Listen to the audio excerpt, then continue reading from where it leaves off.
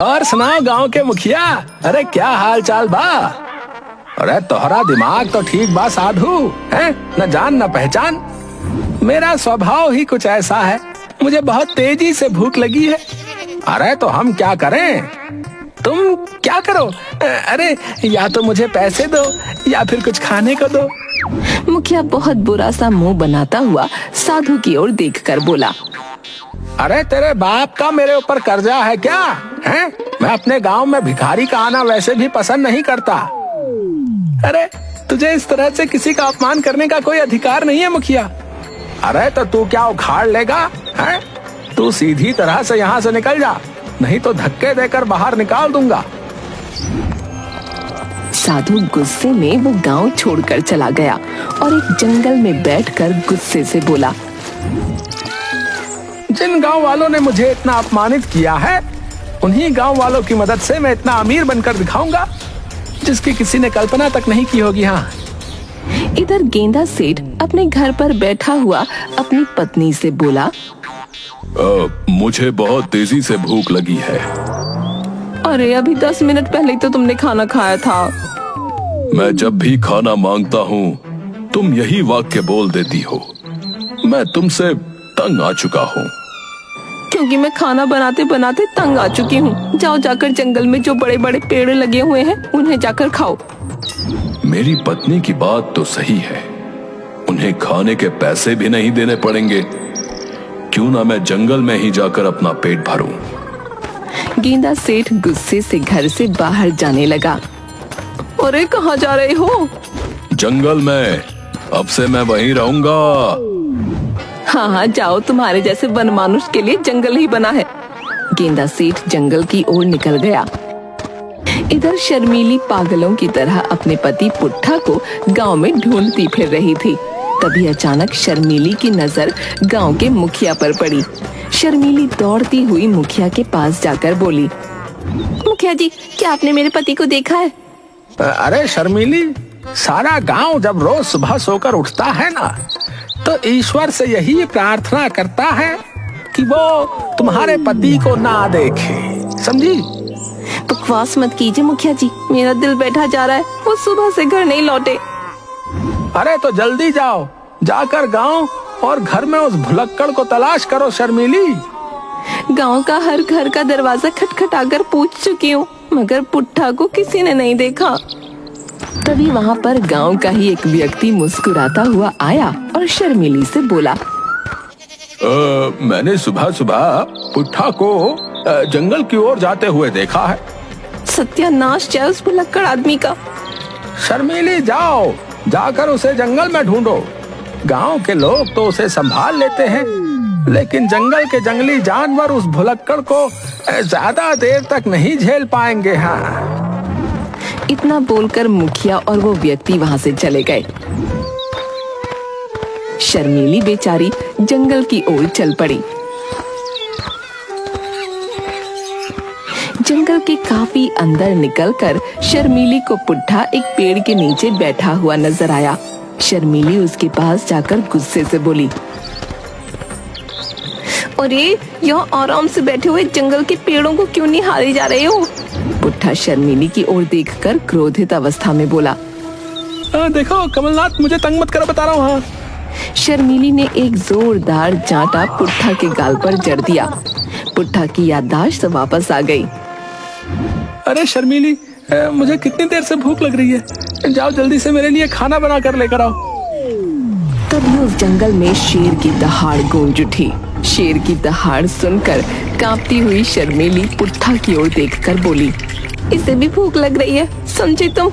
अरे तुम अपने घर में नहीं बल्कि जंगल में बैठे हो। कुछ देर अगर और यहाँ बैठे तो किसी शेर का तुम स्वयं भोजन बन जाओगे। शर्मीली पुट्ठा का हाथ पकड़कर उसे वहाँ से खींच कर ले जाने लगी। वो दोनों कुछ दूर एक तालाब के पास पहुँचे ही थे कि तभी शर्मीली के कानों में एक साधु के हंसने की आवाज टकराई। शर्मीली ने देखा कि एक साधु तालाब के किनारे बैठा उन दोनों को ही देख रहा था। साधु महाराज, हंसने की बजाय अगर आप मेरे पति का इलाज कर दें तो आपकी बहुत ज्यादा कृपा होगी। महाराज, तेरे पति का इलाज तो है, लेकिन उसके लिए तुझे बहुत दूर जाना पड़ेगा। साधु महाराज, बस ये सही हो जाए, फिर चाहे मुझे इसके लिए कुछ भी क्यों ना करना पड़े।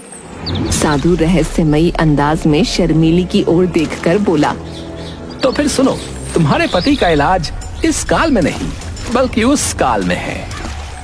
तभी पुट्ठा साधु की ओर क्रोधित अवस्था में देखकर बोल उठा। यहाँ से चला जा मूर्ख, है ये क्या बार बार बाल बाल बोल रहा है? शर्मिली देखो, मैं अपने बाल नहीं कटाने वाला। अबे मैं तुझसे नहीं, तेरी पत्नी से बात कर रहा हूँ बे। अरे इनकी बातों को छोड़िए, आप मुझे बताइए कि क्या इलाज है। यहाँ से कुछ दूर घनी झाड़ियों में एक उड़न खटोला रखा हुआ है जो समय के पीछे ले जाता है। आपका मतलब राजा महाराजाओं के दौर में? तुमने बिल्कुल सही समझा। इस समय एक भुलक्कड़ इस समय उसी सोने के उड़न खटोले के आसपास टहल रहा है। अरे साधु महाराज, हमें उस भुक्कड़ से क्या मतलब? जब तक उस उड़न खटोले में 3 लोग सवार नहीं होंगे वो उड़ नहीं सकता। वो खटोला तुम्हें 500 साल पीछे की ओर एक महल की छत पर उतार देगा। उस राज्य में सुट्टा नाम के एक राजा का शासन है जो तुम्हारे पति का ही हम शक्ल है। तुम्हें किसी भी तरह से उसके राज्य के खजाने के अंदर प्रवेश करना होगा और ढेर सारा खजाना उस सोने के उड़न खटोले पर रखना होगा। याद रखना, उस खजाने में जड़ी बूटियां भी रखी हुई हैं। रात होने से पहले उस उड़न खटोले पर सवार हो जाना, नहीं तो तुम सब हमेशा के लिए वहीं पर फंस कर रह जाओगे। शर्मीली पुट्ठा को लेकर सीधे झाड़ियों में चली गई। वहाँ पर गेंदा सेठ सोने के उड़न खटोले को बड़े ही गौर से देख रहा था। शर्मीली अपने आप से बोली, लगता है यही वो भुक्कड़ है। इसकी तो शक्ल देखकर ये लग रहा है कि ये उड़न खटोले को खाने के बारे में सोच रहा है। शर्मीली गेंदा सेठ की ओर देखकर बोली, क्या देख रहे हो? अरे क्या देख रहा हूँ? क्या तुम्हें इतना बड़ा आम नहीं दिखाई दे रहा?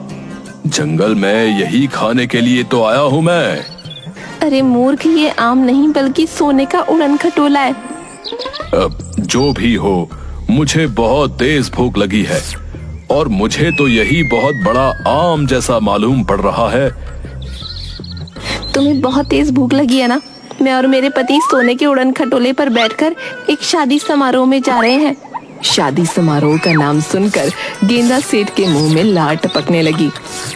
अरे तो मुझे भी जल्दी से अपने साथ ले जाओ। सिर्फ शादी समारोह में ही मेरे पेट का कुछ भला होता है। तो फिर देर किस बात की है, चलो।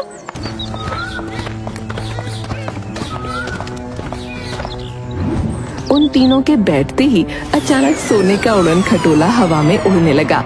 अगले ही पल सोने का उड़न खटोला एक बहुत बड़े महल की छत पर खड़ा हुआ था।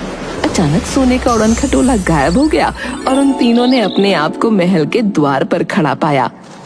लगता है हम लोग पिक्चर के अंदर आ गए हैं। बकवास बंद करो और कुछ भी बोलने की आवश्यकता नहीं है। तभी वहाँ पर मंत्री दौड़ता हुआ आकर उन लोगों की तरफ देखकर बोला, महाराज सुट्टा की जय हो। महाराज, आप तो शाम के समय आने वाले थे। आप सुबह सुबह इतनी जल्दी आ गए और बाकी सब कहाँ हैं महाराज? सुबह का भूला अगर शाम को घर वापस आ जाए तो उसे भूला नहीं कहते। वैसे कौन हो तुम?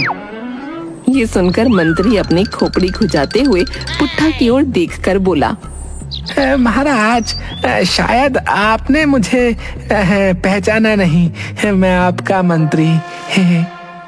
पुट्ठा मंत्री को बहुत गौर से देखने लगा। पुट्ठा मंत्री से कुछ बोलने ही वाला था कि तभी शर्मीली मंत्री से बोली, महाराज की तबीयत सही नहीं है। हम छोटा महाराज के आज से नए साथी हैं। लेकिन इनके साथ शिकार पर महामंत्री भी गए थे। वो क्यों नहीं आए? वो कल तक आ जाएंगे। अब महाराज को और हमें अंदर आने दो। महाराज बहुत थके हुए हैं। तभी सेठ की नाक में अच्छे खाने की सुगंध टकराई। अरे वाह, खाने की सुगंध। महाराज के आने की खुशी में महल के अंदर 2 दिन से दावत चल रही है। कुछ ही देर में पुट्ठा, शर्मीली और गेंदा सेठ महल के अंदर खड़े थे। गेंदा सेठ शर्मीली की ओर देखकर बोला, मुझे तो बहुत तेज भूख लग रही है और इतने अच्छे खाने की सुगंध मैंने आज तक नहीं सूंघी। पहले मुझे भोजन करवाओ। ठीक है चलो। इतना बोलकर शर्मीली मंत्री से बोली, महाराज के नए साथी हैं, इन्हें ना बहुत तेज भूख लगी है। आइए, मैं आपको पेट भर के भोजन कराता हूँ। मंत्री ने गेंदा सेठ को समारोह में बैठा दिया, मगर कुछ ही देर में गेंदा सेठ पूरे समारोह का खाना खा गया और मंत्री से बोला, अब मुझे लग रहा है जैसे कि मेरे पेट में कुछ भारी वजन गया है। जाओ और खाना लेकर आओ। लेकिन खाना तो सब खत्म हो गया। एक व्यक्ति इतना सारा खाना कैसे खा सकता है? क्यों नहीं खा सकता? मुंह से खा सकता है। इस दृश्य को देखकर शर्मीली को अपना सर चकराता महसूस होने लगा। मैंने बड़े बड़े भुक्कड़ देखे, मगर इससे बड़ा भुक्कड़ तो मैंने आज तक नहीं देखा। मुझे तो लग रहा है कि अगर मैंने जल्दी कुछ नहीं किया तो ये सारे राजमहल का खाना खा जाएगा। इतना बोलकर शर्मीली मंत्री से बोली, मंत्री जी कुछ भोजन और दे दीजिए। क्या है ना कि ये जंगल में कई दिनों से भूखे थे। कितने भी भूखे हों, पूरे 400 आदमियों का खाना था। तभी वहाँ पर पुट्ठा आ गया और मंत्री की ओर देखकर बोला, ऐसा लगता है मैंने तुम्हें कहीं देखा है। ये आप कैसी बातें कर रहे हैं महाराज सुट्टा? आपकी तबीयत तो सही है, मैं आपका मंत्री। तभी पुट्ठा ने मंत्री के गाल पर तमाचा जड़ दिया। तुम्हें शर्म आनी चाहिए शर्मीली, तुम मेरी पत्नी, अब तुम कह रही हो तुम मेरी मंत्री हो। मंत्री तुम नहीं, बल्कि इस राज्य का मंत्री मैं हूँ। ये आप कैसी बातें कर रहे हैं? अगर आप मंत्री हैं तो फिर मैं कौन हूँ? आप हैं यहाँ के महाराज सुट्टा। महाराज आपको क्या हो गया है? और आप कैसी बहकी बहकी बातें कर रहे हैं? और तो और आपने भिखारी जैसे कपड़े भी पहन रखे हैं। ही। इतना बोलकर मंत्री सभी को गौर से देखने लगा। तभी शर्मीली मंत्री से बोली, हमें इस तरह से देखने की कोई आवश्यकता नहीं है। हम महाराज के नए साथी हैं। अगर ज्यादा दिमाग चलाओगे तो अभी और इसी वक्त महल से निकलवा दूंगी। ऐसा मत कीजिएगा। अब मुझे बताओ कि राजमहल का खजाना कहाँ रखा है? मंत्री एक कमरे की तरफ इशारा करते हुए बोला, वहाँ अंदर रखा है। ठीक है तुम जाओ। मंत्री वहाँ से चला गया। लेकिन मुझे भूख लगी है। अरे ओ भुक्कड़, 400 आदमियों का खाना खा चुका है तू। अब क्या इंसानों को भी खाना शुरू कर देगा? मैं अपने पति के इलाज के लिए यहाँ पर आई हूँ, तुझे ठूसाने के लिए नहीं यहाँ पर आई। इतना बोलकर शर्मीली सीधे उस कक्ष के अंदर चली गई। गेंदा सेठ और पुट्ठा भी उसके साथ गए। रात होने वाली है, वो उड़न खटोला महल की छत पर आ गया होगा। इतना खजाना तो मैं लेके नहीं जा सकती। शर्मीली पुट्ठा से बोली, तुम एक काम करो, जल्दी से खजाना महल की छत पर उड़न खटोले पर ले जाओ। और भुक्कड़ तुम, यहाँ पर जो जड़ी बूटियाँ दिखाई दे रही हैं, तुम इन जड़ी बूटियों को ले आओ। तब तक मैं बाहर नजर रखती हूँ, क्योंकि असली राजा सुट्टा कभी भी आता होगा। इससे पहले उसकी नजर पड़े हमें यहाँ से रफू चक्कर होना होगा। इतना बोलकर शर्मीली वहाँ से चली गई। पुट्ठा गेंदा से बोला, मैं तो ये भूल ही गया कि मेरी पत्नी ने मुझे क्या ले जाने के लिए बोला है। ये खजाना या फिर ये हरी हरी सब्जियाँ? गेंदा सेठ मुस्कुराते हुए बोला, ये खजाना तो तुम ही ले जाओ और मैं हरी सब्जियों को ले जाता हूँ। मुझे खजाने से कोई मतलब नहीं। मुझे तो ये जड़ी बूटियां बहुत ही स्वादिष्ट लग रही हैं और मुझे भी भूख लगी है। इतना बोलकर गेंदा सेठ वो सारी जड़ी बूटियां खा गया। जड़ी बूटियां खाने के बाद गेंदा बोला, चलो अब हम दोनों मिलकर खजाना उड़न खटोले तक ले चलते हैं। आखिरकार हमें वापस भी तो चलना है।